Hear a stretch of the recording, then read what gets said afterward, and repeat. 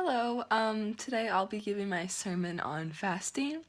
Um, Basically, what fasting is in the book of Matthew, what it's referred to on Jesus on the Mount Sermon. Jesus states that fasting shouldn't be done to prove to others that you're fasting, that you should do it to prove to God.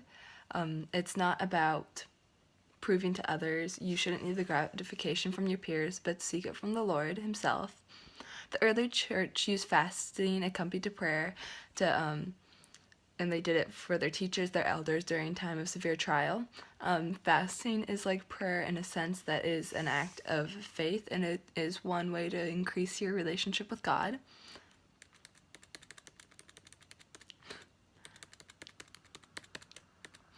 People fast as a spiritual practice. It's just another way to express your religion and your beliefs. Mr. Garcia, you yourself have taken part in fast, and you said to me that it was a very intense religious experience, but you had to stop because you had a certain type of liver disease. And this is not a sin in the eyes of God because it is out of your control.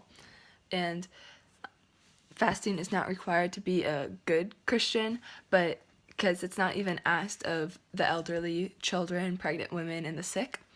Unlike other religions, there isn't a certain time for fasting. Christians just can fast whenever they want. Like, it's not like a scheduled thing. There's not a certain day of the year where everyone's, okay, let's fast. That's not how that works. During Jesus' Sermon on the Mount, he implied that fasting was a standard practice for Christians. He said when you fast, not if you fast.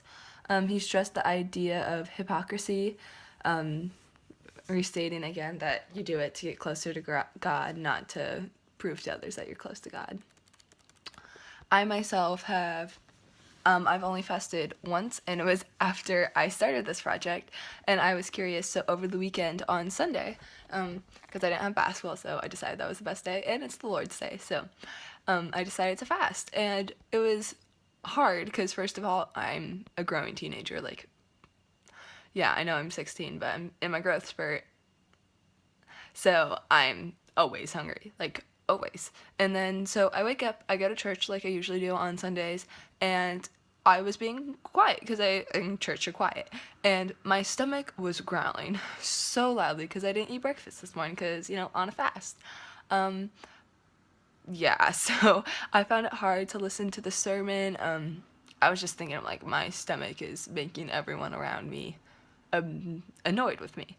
And I was hungry, and then my stomach stopped growling after a while when I realized I wasn't gonna give it food. Yeah, so my day continued after my sermon. I went home. I went to my best friend's house. I walked down the street, and I went to go study with her. And we were studying, and just like normal Sunday study session. And then it was time for lunch, and I simply said, I'm good. Like, it wasn't a big deal. Like, I just turned down lunch. It was fine. And throughout the day, I was thinking about Jesus and how he went into the woods and he didn't eat for 40 days. And I was like, I cannot do that. There's no way.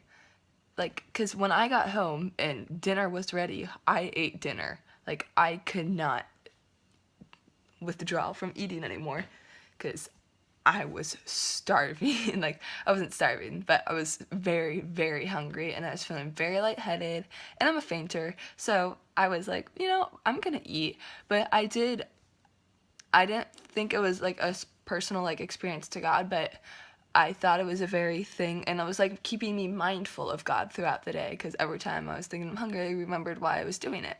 So it kept God in the back of my mind throughout the day, which is not normal for me. It was always, he was right there. Like, I was always in the back of my mind.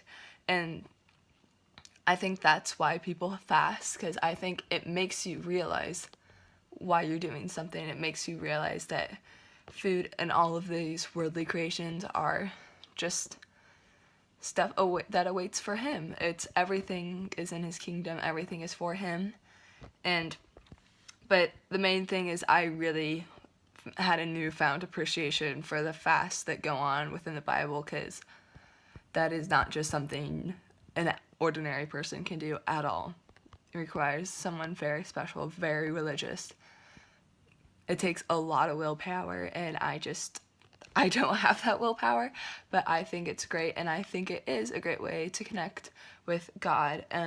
But I do really like what Jesus was saying about how you don't fast for others, you fast for yourself, and I think and you for your like personal relationship with God.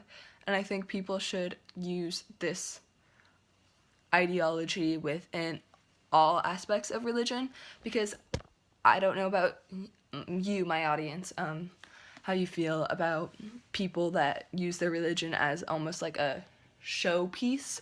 Like, they go around telling people they're Christian. They go around, like, they live, like, tattooed on their face that they're Christian, but they don't seem actually Christian. They just use it because they find comfort in the title.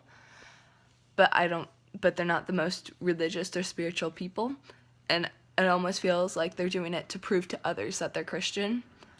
And I think this is a great message that he has here in this passage. Thank you for listening, and hope you have a good day. God bless.